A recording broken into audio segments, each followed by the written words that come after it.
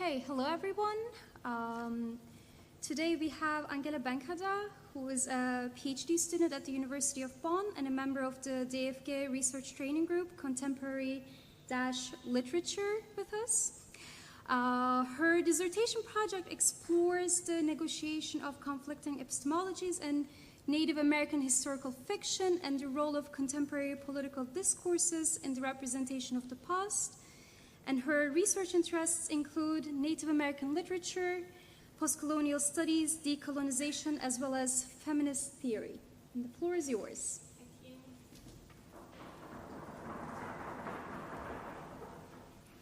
Hello, everyone.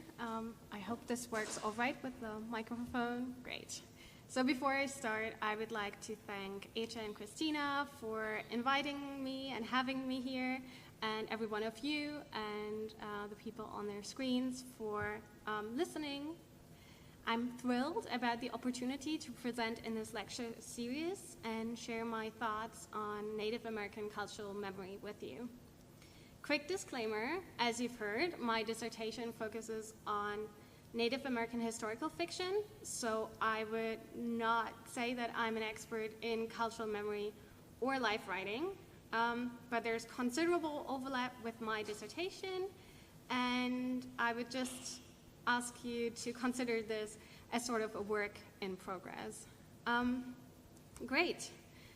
I would like to start my talk with a quote from the esteemed Pueblo Acoma poet Simon Ortiz and his poetry collection Sand Creek. Quote, "How to deal with history. By history, I mean the history that included me personally as a Native American, the history that included Native people and our culture, the American history that I and other Natives sometimes felt foreign to. Indian people have often felt we have had no part in history. American history in general, and US history in particular, because Indians were alienated from history, because Indians didn't matter. That was the feeling. We felt pushed away, purposely, intentionally, deliberately."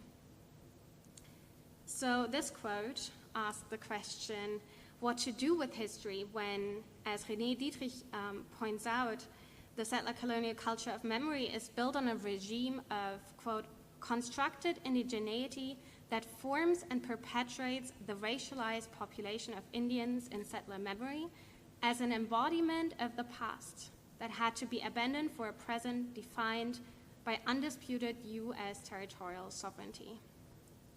So Ortiz's quote describes the effects of this erasure of indigenous memory cultures and perspectives on the past that has led to feelings of alienation and exclusion. Ojibwe historian Jean M. O'Brien describes the processes that have led to this erasure and the replacement of indigenous cultural memory through the concepts of firsting and lasting.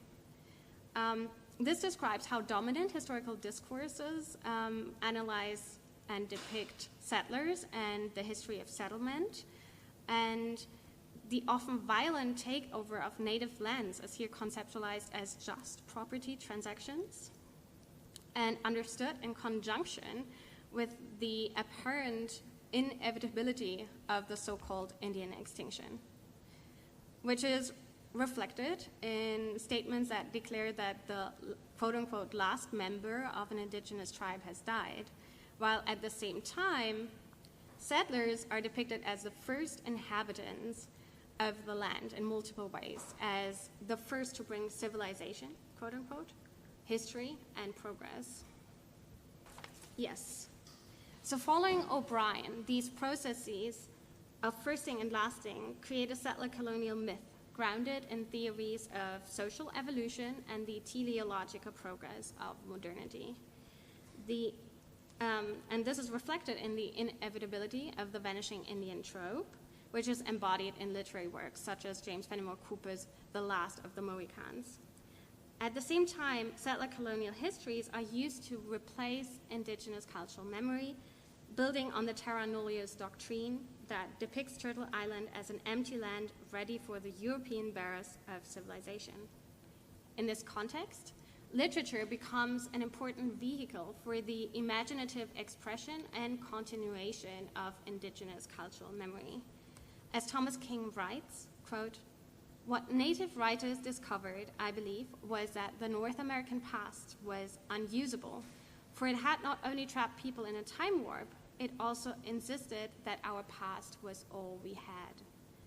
Faced with such a proposition, and knowing from empirical evidence that we were very much alive physically and culturally, native writers began using the native present to resurrect a native past and to imagine a native future, to create, in words, as it were, a native universe. So Thomas King here defines the role of cultural memory as spanning across time, moving from present to past to the future, building on the notion of a usable, or in this case, unusable past, which can be traced back to Van Wyck Brooks' influential 1918 essay on creating a usable past.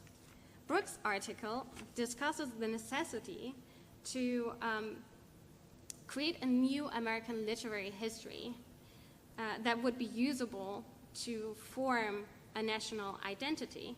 And this idea was shared by progressive historians and intellectuals at his time, who wanted to develop a more dynamic approach toward history to foster democracy and unity within the settler colonial nation state. In contrast, King observes a tendency in indigenous literary production to rewrite the past. This reimagining is necessary, as his quote indicates, because the quote-unquote usable past of the settler nation is unusable for natives. As Ortiz and O'Brien have shown us, it erases native history from the dominant discourses in education, scholarship, and culture, and in turn also erases native presence now and in the future. So in my talk today, I want to build on these preliminary thoughts to explore the construction of three distinct concepts of cultural memory in works of Native American life writing, including Anne Scott Marmaday's The Way to Rainy Mountain, Deborah Miranda's Bad Indians, and Leon Howe's Chalk Talking on Other Realities. As a genre, life writing has been a central space for the negotiation of the intersections of all traditions, indigenous relationships to the land, settler colonial history, and Native American cultural memory. In this talk, I want to argue that all three works first deconstruct the processes of firsting and lasting that have led to the erasure of Native American cultural memory before reconstructing a communal heritage by way of the author's own life experiences. In this way, Native American life writing asserts rhetorical sovereignty. Scott Lyons defines rhetorical sovereignty as, quote, "the inherent right and ability of peoples to determine their own communicative needs and desires in the pursuit to decide for themselves the goals, modes, styles, and languages of public discourse." By remodeling the genre of the autobiography to fit the communicative needs of the authors and their communities for the continuation of indigenous cultural memory, and thus their survival as a group, all three works discussed today challenge settler colonial myth-making and affirm rhetorical sovereignty. Before we dive deeper into these primary works, I know this has been a lot of preliminaries. One last but very important point. As Deborah Miranda writes in Bad Indians, who tells the story is a mighty piece of information for the listeners. You must know what that storyteller has at stake. As a non-native white European scholar of Native and Indigenous studies with a background in American studies and American literature, I'm speaking from a position of institutional and social privilege. But at the same time, I'm also speaking from the position of a cultural outsider within a terrain that has been shaped by intense negotiations of identity over the past years. I'm convinced that the texts I'm talking about tonight and the indigenous scholars I'm referencing are important voices, and I hope that this talk can become a nodal point for you connecting different areas of your knowledge about cultural memory and heritage to indigenous voices on the topic. So, with all of these preliminaries out of the way, It's time for me to give you a little overview of how this talk is going to be structured. And you'll see this slide again for a couple of times after each section, and we'll use this as a space to recap the information we've just heard. So we have just listened or talked through the introduction. This means we have talked about the concepts of firsting and lasting. We have connected literature and cultural memory and have talked about the role that literature can play for cultural memory, especially in connection to the notion of a usable past. And we have talked about how literature can assert rhetorical sovereignty. Moving on, I'm going to go chronologically through the three primary works. I'm going to start with Anne Scott Mohammedy's The Way to Rainy Mountain, which is from 1969. So it falls kind of in the so-called Native American Renaissance. And then we have two contemporary works, and we'll see how The Way to Rainy Mountain kind of builds a legacy that the others can use for their own literary pursuits. So we have Deborah Miranda's Bad Indians, a Tribal Memoir, and we will look at the concept of genealogies of violence and the role of intergenerational trauma. And then we move on to Leon Howe's Talking on Other Realities and the notion of tribalography. I want to start the discussion of The Way to Rainy Mountain again with a quote. Although my grandmother lived out her long life in the shadow of Rainy Mountain, the immense landscape of the continental interior lay like memory in her blood. She could tell of the crows whom she had never seen and of the Black Hills where she had never been. I wanted to see, in reality, what she had seen more perfectly in the mind's eye. In this passage, Mohammadi speaks about the cultural memory of the Kiowa, connecting his ancestry with a relationship to the land and the power of the imagination. These aspects define Mohammadi's notion of a link to his Kiowa cultural heritage through memory in the blood, which guides the author's literary work in The Way to Rainy Mountain. As Chadwick Allen points out, quote, the whole of The Way to Rainy Mountain can be read as an exercise in blood memory, end quote. To better understand how life writing and blood memory come together in Rainy Mountain, it's useful to consider the author's biography.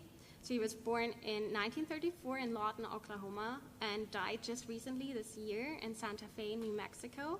And he was born in a family that kind of brought together indigenous traditions and Euro-Western education. So his father, Al Mohammadi, is a very well-known Kiowa artist, or was, and an alumnus of the University of New Mexico and California, and actually his illustrations shape the book, or play an important role in the book and kind of create a certain structure.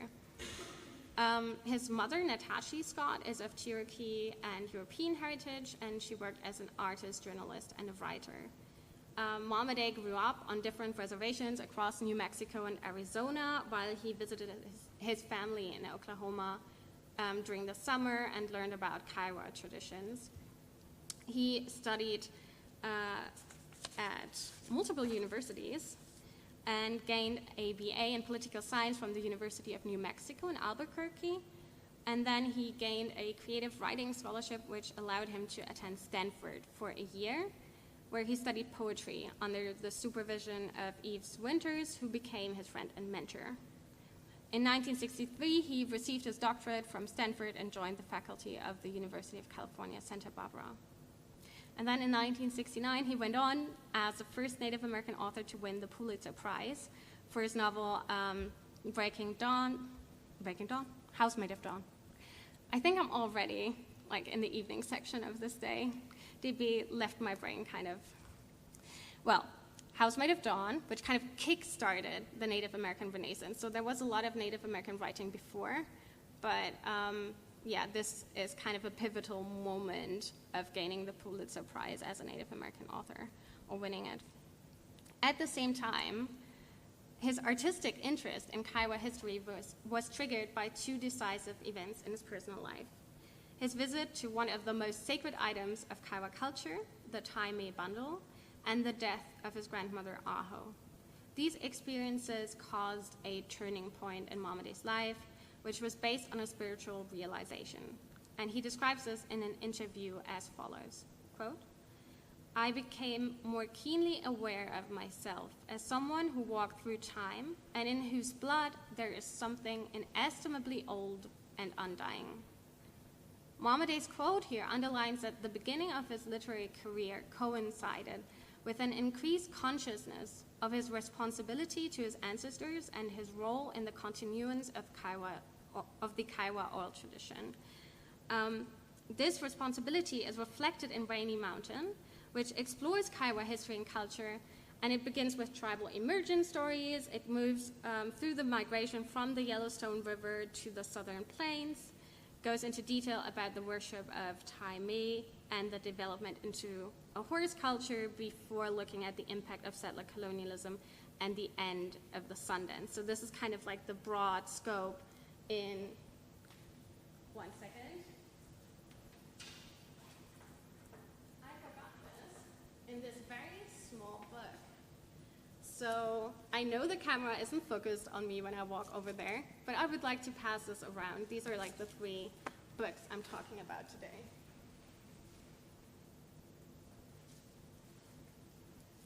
So for anyone watching the video, I'm very sorry about the interruption. So this is a broad scope, and it does so in a non-linear and multi-voiced form that brings together present and past and centers on the narrator's personal journey to learn about the traditions and land of his people. And to imagine that, how that could function, here is a page from the book. And as you can see, on the left-hand side, there is the voice of the oral tradition in italics, and on the right-hand side, on the top, there is sort of a historic ethnographic commentary, and on the bottom, there is the voice of personal remembrance, of memoir. And Mohamed describes this as a narrative wheel. He writes in the introduction to Rainy Mountain, quote, "There is a turning and returning of myth, history, and memoir throughout a narrative wheel that is as sacred as language itself. It is appropriate that these discrete voices should be heard and that they should be read aloud. That they should remain as they have always remained, alive at the level of the human voice.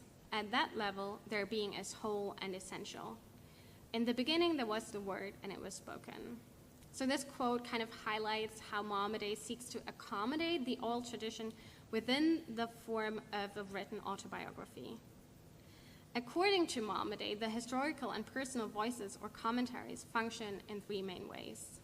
Where possible, each one will bear some perceptible relationship to the legend which precedes it. Together, they'll indicate a chronological sequence from the beginning of the migration to the present, and they will indicate the landscape of the migration route. Following the author's statement, the readers can thus use the commentaries like a literary map that orientates them temporally and geographically within their exploration of Kaiwa history. Additionally, the commentaries complement and stress certain thematic elements. However, the quick changes between the different storytelling modes outlined above create an effect of fragmentation and ambiguity.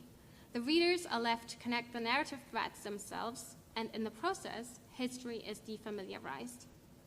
In this way, Rainy Mountain counters the erasure of Kaiwa cultural memory and deconstructs settler colonial historical discourses of firsting and lasting.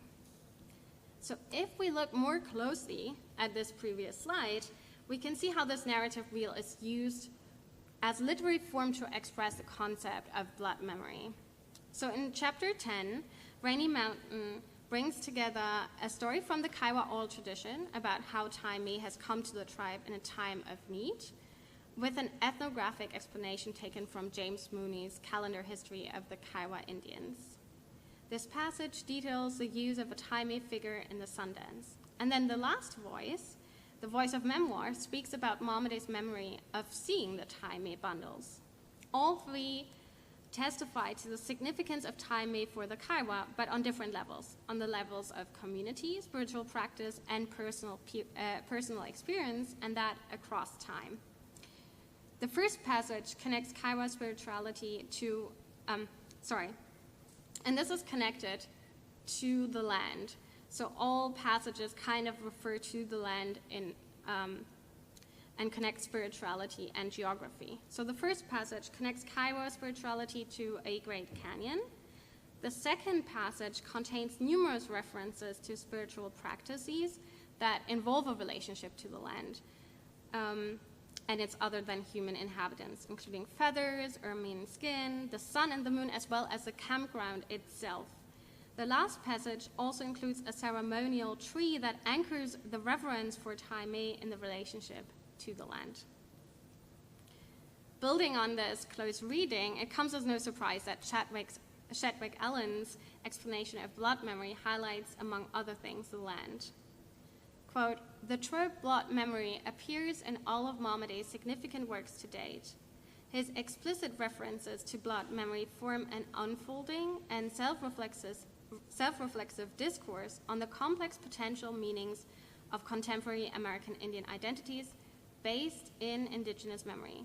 Like ceremonial formulas repeated with slight but significant variation, this palimpsestic unfolding discourse presents a building theme and a persistent argument that narrative, geography, and transformative spiritual power interact in multiple relationships. Blood memory tropes the synthesis of these relationships, their contemplation in the human imagination, and their subsequent recollection in human memory." So Allen foregrounds three aspects that we can also see reflected in the passage above. He describes blood memory as a palimpsestic discourse that connects the role of narrative or storytelling to geography or the land and to spiritualities.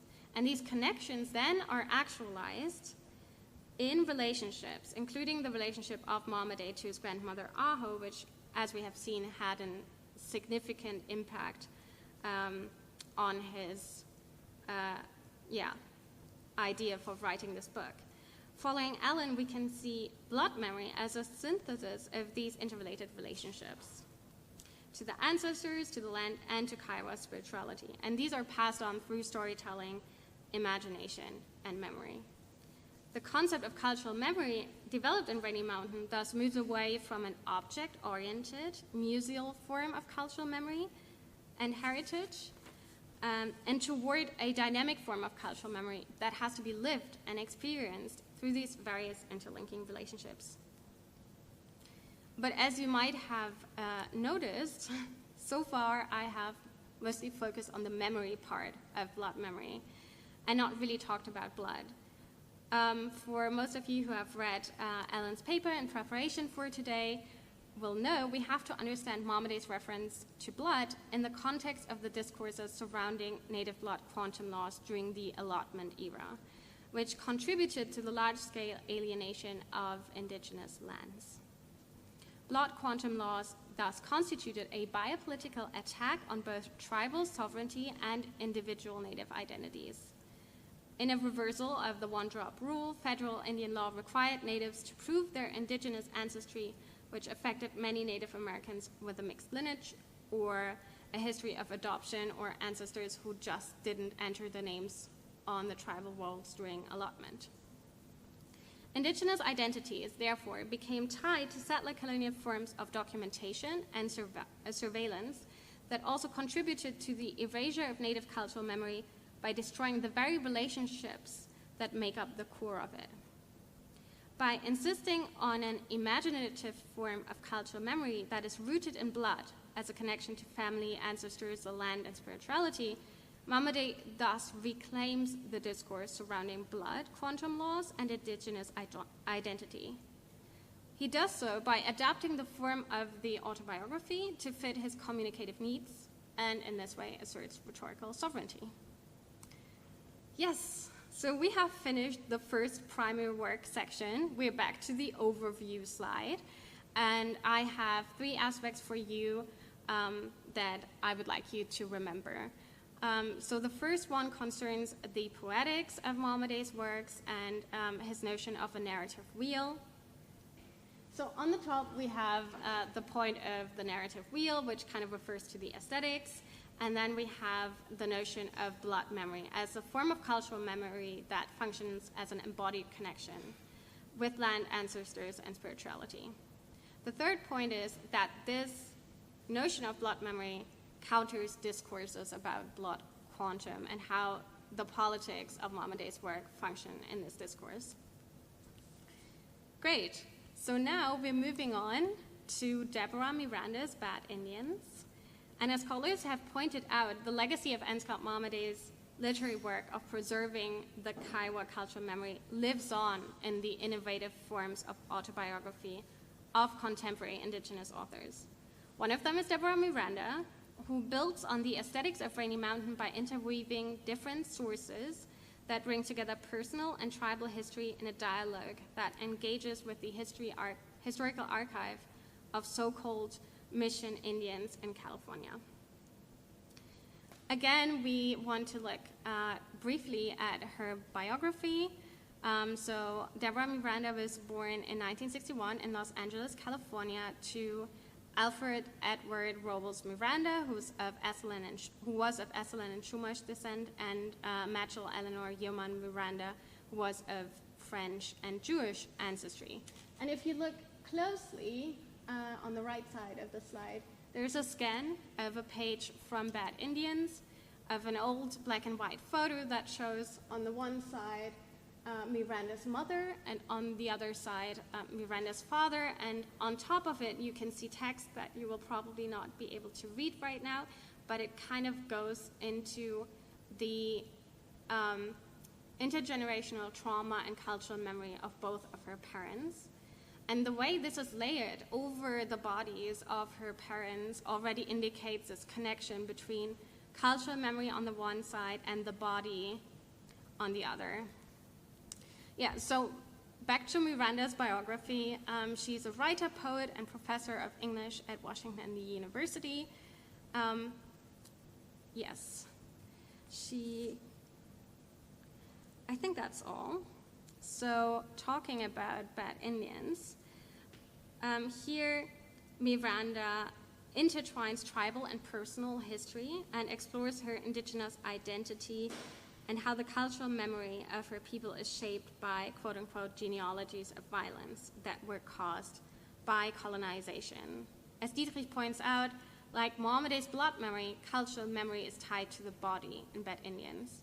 However, unlike Mohammed, Miranda's tribal memoir focuses in explicit detail on both the genocidal violence perpetrated against California natives as well as the ongoing epistemological violence of the settler colonial romanticization of the history of California missions.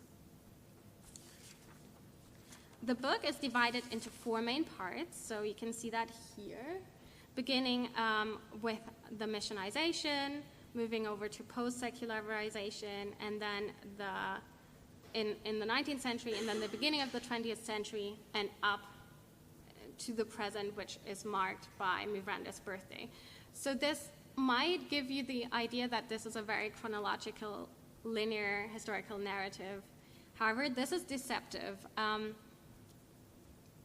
Actually, the book does not tell a teleological history of colonization in California, but it interweaves past and present to illuminate how the legacies of colonization continue to shape the present. At the same time, the book also interrogates the question of historical research and approaches to indigenous cultural memory in the face of genocide and historical erasure.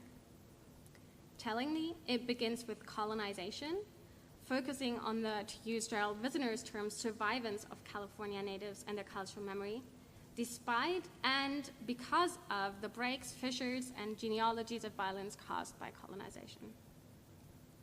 At the very core of this project of reclamation is the role of storytelling. Bad Indians depict storytelling as a crucial human practice that enables processes of personal identity formation and cultural survival.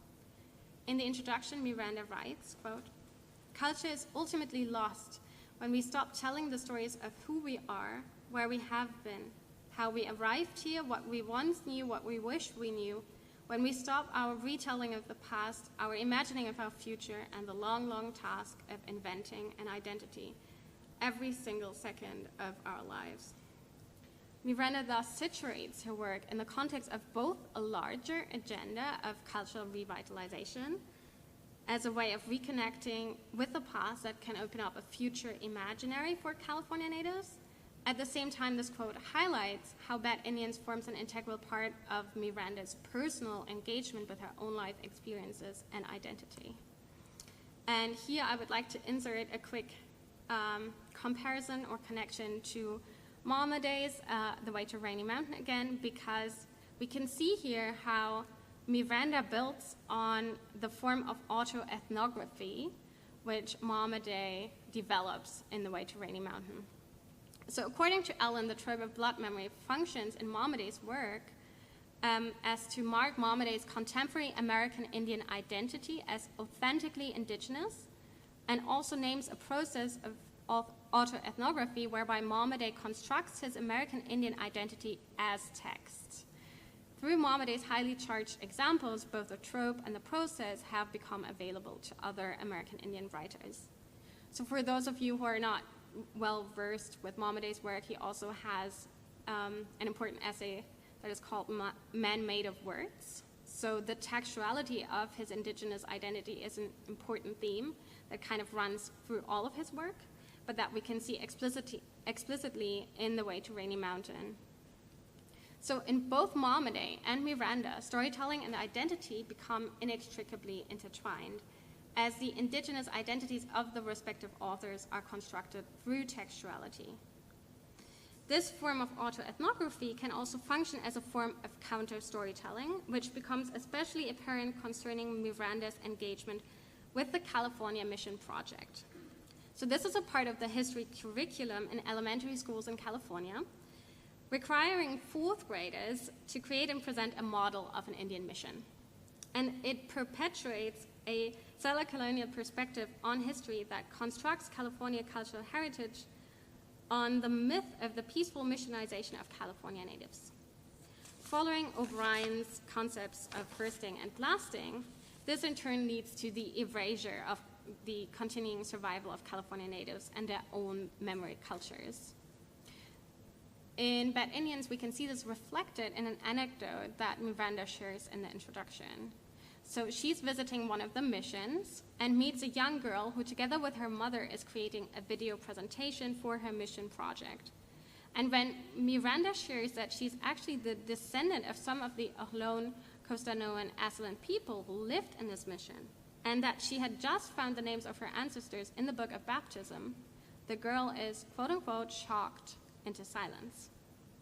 So the girl had clearly believed all California natives to be dead, the stuff of history books, and not real life. This anecdote thus exemplifies how the erasure of the dynamic and living cultural memory of California natives turns them into ghosts, specters that are at the very foundation of the settler colonial cultural identity. And if you want to look more closely into that, I would recommend looking at Renee Birkeland's The National Uncanny, which looks into ghosts and specters, and very interesting book. Unfortunately, I cannot go into more detail here. In this context, Miranda writes, "That is why it's time for the mission fantasy fairy tale to end.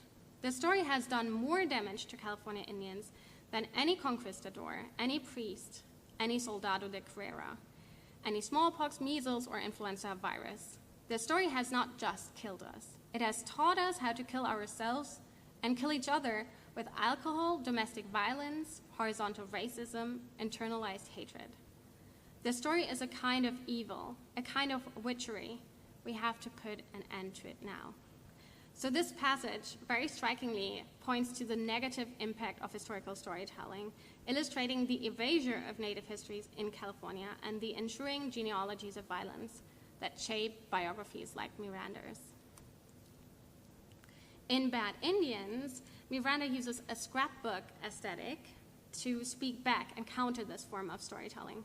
And a good example of that is on the screen here. It's a page from A Few Corrections to My Daughter's Coloring Book, where Miranda has inserted a page from a coloring book that can typically be found all over California in mission stores or history classrooms. And this coloring book continues the quote-unquote mission fantasy fairy tale by romanticizing the history of the missions through euphemisms, passive voice, and the erasure of violence. The page details the establishment and history of the Carmel mission in Monterey, California, with a specific focus on the churches, which were erected, improved, destroyed, and ultimately restored on the grounds. However, in the margins, you can see Miranda's comments, which analyze, question, and correct the text. In this way, she provides a perspective that first renders visible how the rhetorical construction of the settler colonial cultural heritage comes at the cost of indigenous voices, and then deconstructs this version of history to create a space for the reclamation of native cultural memory. As René Dietrich points out, Miranda connects the histories of violence that shaped lives in the missions with the abuse of her own childhood, tracing the legacy of intergenerational trauma caused by colonization, depicting, quote, the body as a site where one can register the lasting damage of regimes of coercion, imposition, and violence. And this becomes particularly evident in the contrast between the chapters My Mission Glossary and Genealogies of Violence, Part 2. As you can see here, My Mission Glossary is framed as a belated fourth grade mission project that lists elements of a California Indian mission.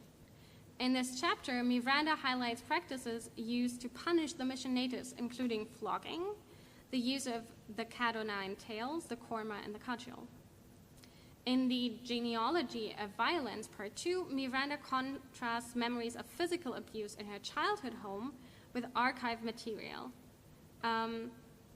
This material shows how, in the eyes of Franciscans, Native parents failed to properly discipline their children and loved them excessively. These fragments from the mission archives interrupt passages where Miranda witnesses her father violently beat up her brother.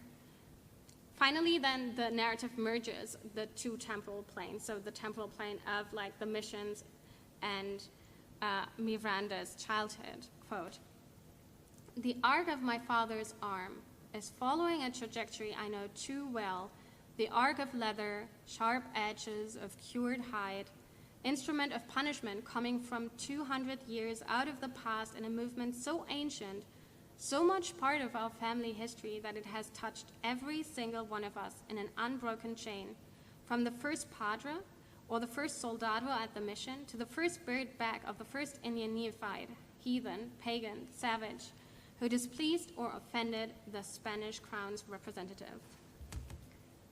So this passage illustrates Miranda's concept of genealogies of violence by creating a link between the biopolitical regimes of colonization and the intergenerational trauma and suffering in the present. Violence here becomes a crucial part of the cultural memory of California natives. Strikingly, this passage repeats the term first, indicating its subversion of the processes of firsting and lasting, which have erased this history from the official record.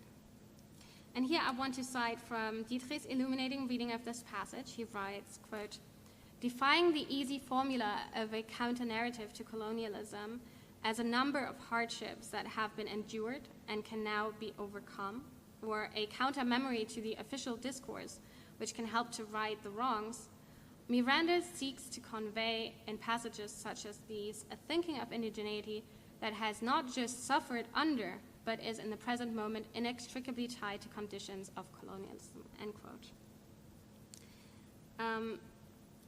So building on Dietrich's argument, I think we can see here how the survivance of California natives is actually tied to these genealogies of violence, how this trauma is not something that can just be left in the past or reconciled, but that is something that California natives have to live with every day.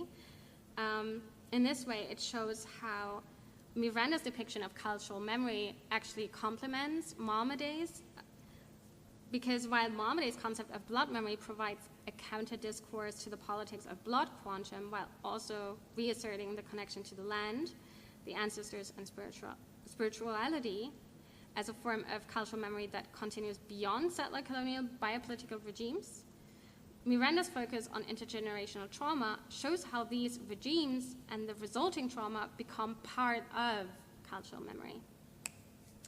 Great. So we have reached another milestone, and we're back at the overview page. And for this section, I would like you to remember that this kind of takes up the aesthetics of a scrapbook and plays with the idea of the mission project to write back to this form of historical narration in classrooms in California. I would like you to remember how both Mohammadi and Miranda use storytelling as a way of continuous engagement with their identities and as a form of textual identity, and how Miranda's genealogies of violence conceptualize cultural memory as being shaped by intergenerational trauma. Great. So now we're moving on to our last primary text, which is Leon Howe's Chalk Talking on Other Realities. And I would again like to begin with a quote.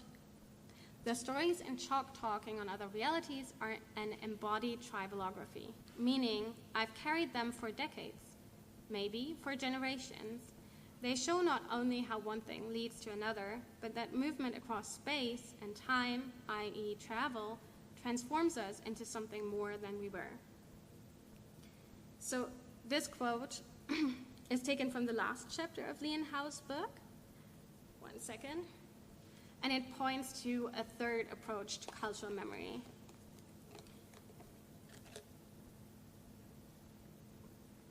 So it is still speaking to these discourses of land, blood, and body, but it dives deeper into the role of storytelling and travel in forming connections across different cultures of memory and heritage in a transnational and trans-indigenous context. In Chalk Talking on Other Realities, Howe uses the term of travel to explore the concept of triballography, bringing together her own biography with Choctaw cultural memory, as well as forms of indigenous identity that transcend the boundaries of the nation-state and its teleological history.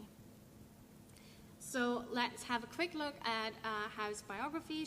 So she was born in 1951 in Edmond, Oklahoma, and born to a Choctaw mother who was a single mom and gave her up for adoption. So she was adopted by a Cherokee family where she grew up immersed in Cherokee culture, and then as a young adult she went back and reconnected with her Choctaw family. She's an enrolled member of the Choctaw Nation.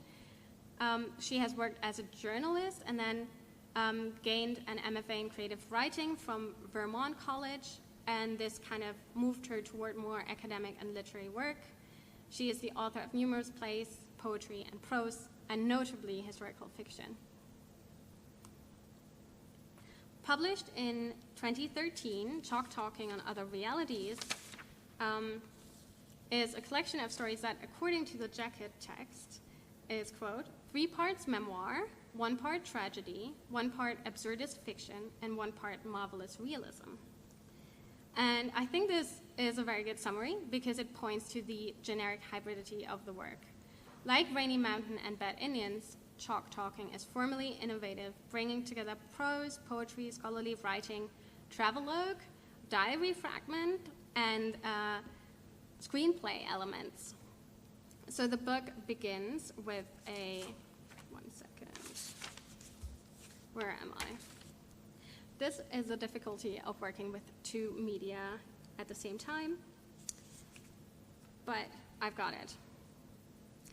So the book begins with a chapter on Howe's family history, titled Prologue, My Mother's, My Uncle's, Myself. And here Howe speaks about her 2 families, her adopted Cherokee family and her Choctaw birth family, situating herself as author and narrator in a distinctly relational and tribal history.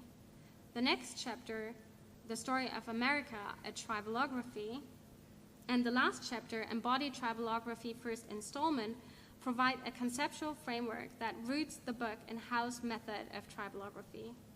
And within this frame, each chapter then explores another episode of Hao's life, in particular the experiences she made on her travels that took her to Japan, Romania, Jerusalem, and Jordan. As mentioned before, this literary investigation of identity, mobility, and history builds on Hao's concept of travelography. Quote, native stories, no matter what form they take, seem to pull all the elements together of the storyteller's tribe, meaning the people, the land, the multiple characters, and all their manifestations and revelations, and connect these in past, present, and future milieu.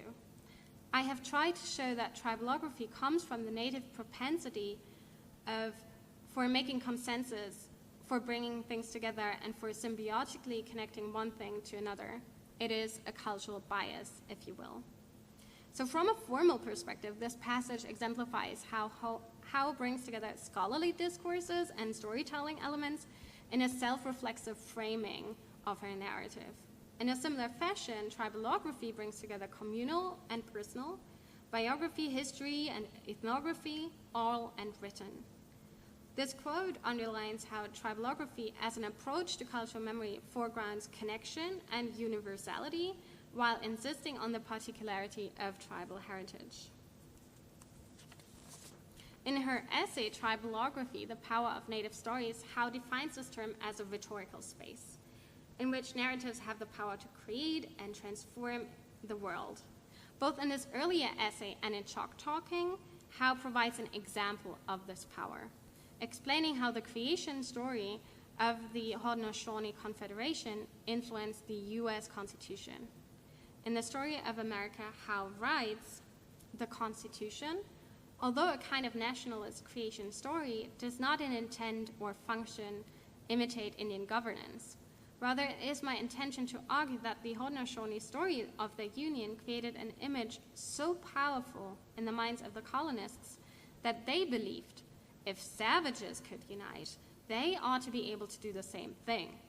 What I suggest is that a native creation story was one of America's authors.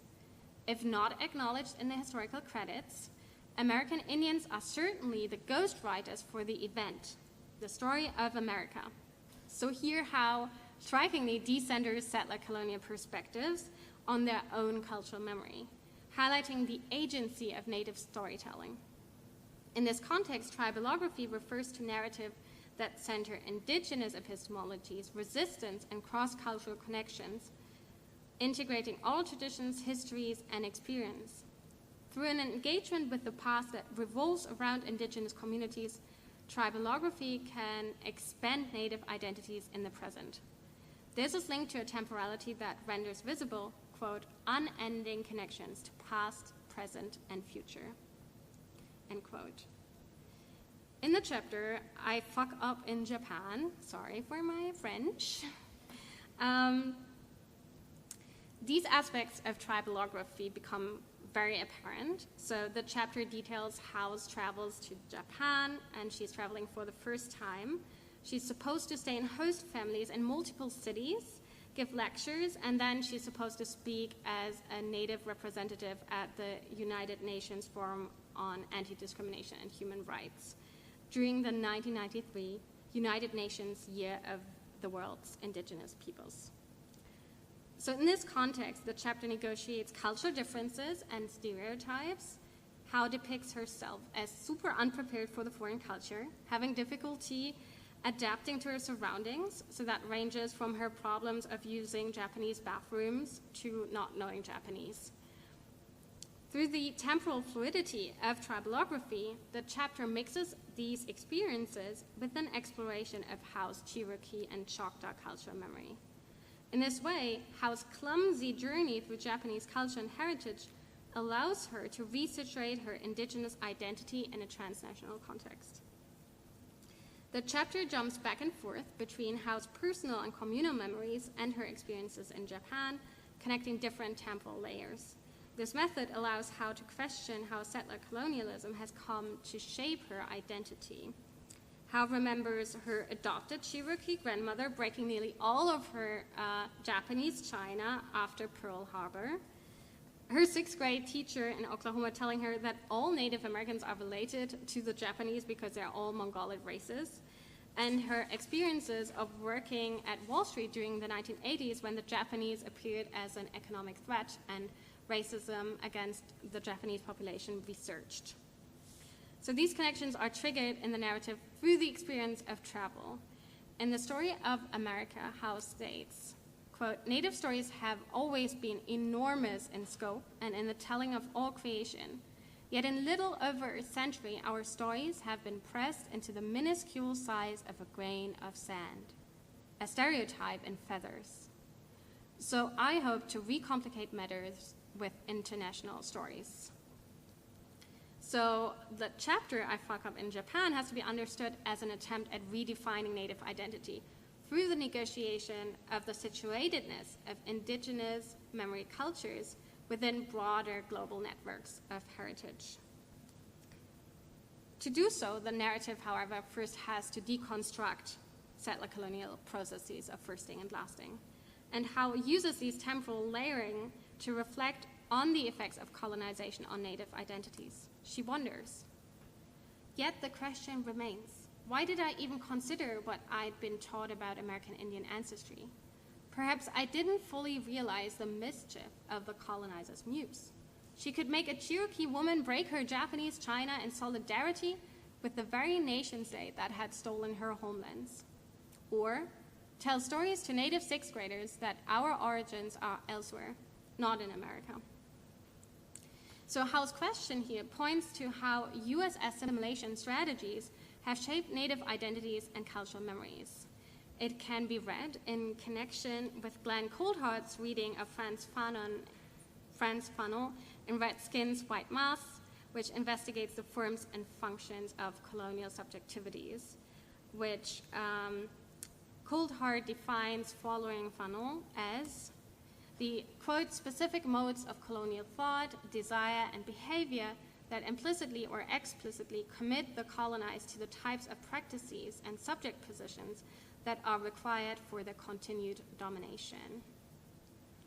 However, in contrast to Coulthard's more radical approach to decolonization, Howe focuses on a more reconciliatory perspective in chalk talking by focusing on the need for reciprocal exchange and connection. And this becomes evident when Howe, together with her Japanese host, visits a Buddhist shrine. On their way, their conversation mixes the current debate about pretendians, so the role of ethnic fraud in academia and literature, with the discrimination of different forms of minorities in Japan, including the Buraku, who are marginalized based on the Japanese class system, and the indigenous Ainu. Here the text delves deeper into notions of social constructivism and identity that can again be reconnected to Coulthard's analysis of the politics of recognition in the Canadian settler nation. When her host mentions the author and known ethnic fraud Jamak Highwater, Howe becomes angry. Moving the focus from the Buddhist shrine, and I've included a photo here. I hope that this is what she's actually referring to, but I can't guarantee that. To Native cultural memory, quote, "As we sat in front of the 13.35-meter high bronze statue of the Buddha, I couldn't stop talking about ethnic frauds and how they were the modern equivalent of 19th century Indian agents."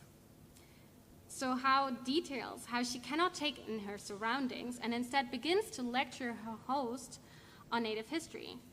This leads again to a form of narrative layering of different temporal planes. Quote, "I don't excuse my irreverence at the temple site except to say I wasn't seeing the statue of Buddha, nor was I seeing the other tourists there. I was seeing Choctaw people in the lower Mississippi Valley in 1738. Smallpox blankets arrived in the east and were traded west, along with the smell of oblivion, gifts from hairy-fingered foreigners. I was seeing our warriors fall and get up, then walk through a door that centuries later I would emerge from, my fists clenched at birth, screaming, 'Who wants to fight?' I was seeing myself, a warrior engaged in desperate battle.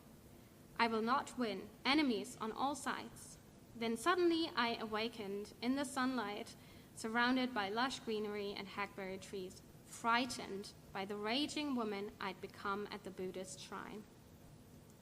House situates herself here in a similar genealogy of violence that Miranda describes in Bad Indians.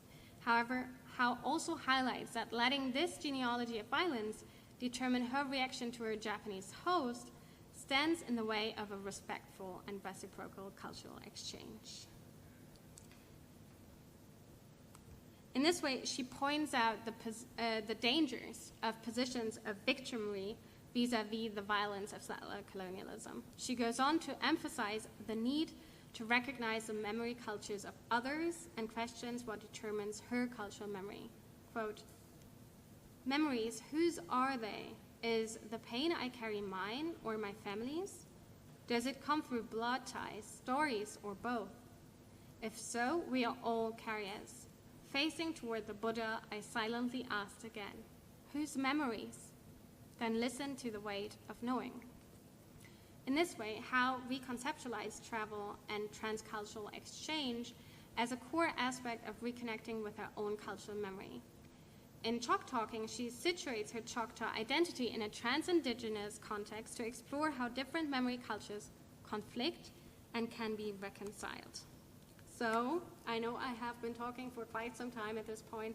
Thank you for bearing with me, even through all of the kind of little twitches and glitches. Yes, we're back at the overview slide, which doesn't say overview anymore. It says conclusion, so that points to us nearing the end of this talk.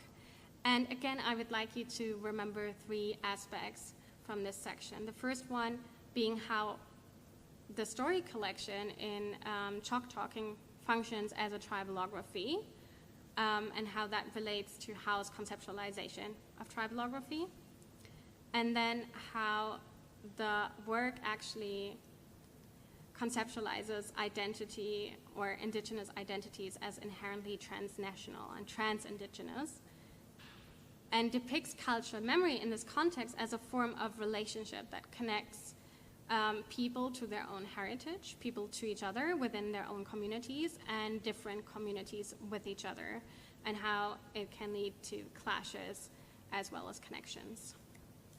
Great. As we have seen, Native writers have found creative ways to approach their cultural heritage. In this talk, we have looked at 3 works of Native life writing that engage with cultural memory in complementary ways within distinct discursive concepts. During the so-called Native American Renaissance, Anne Scott Marmaday developed the concept of blood memory to counter discourses of blood quantum and express a sense of cultural memory as grounded in a relationship to the land, ancestors, and spirituality. Building on this hybrid form that we have seen in Rainy Mountain, Deborah Miranda's Bad Indians connects the history of California natives to her own traumatic biography, developing the notion of genealogies of violence to describe how the intergenerational trauma caused by settler colonialism has shaped the cultural memory of California natives. Lee and Howe's concept of triballography moves beyond trauma to explore how cultural memory can create empathy and connection between individuals and peoples. Thank you all for listening. I know it has been very long, but I'm very excited for the Q&A. Thanks a lot.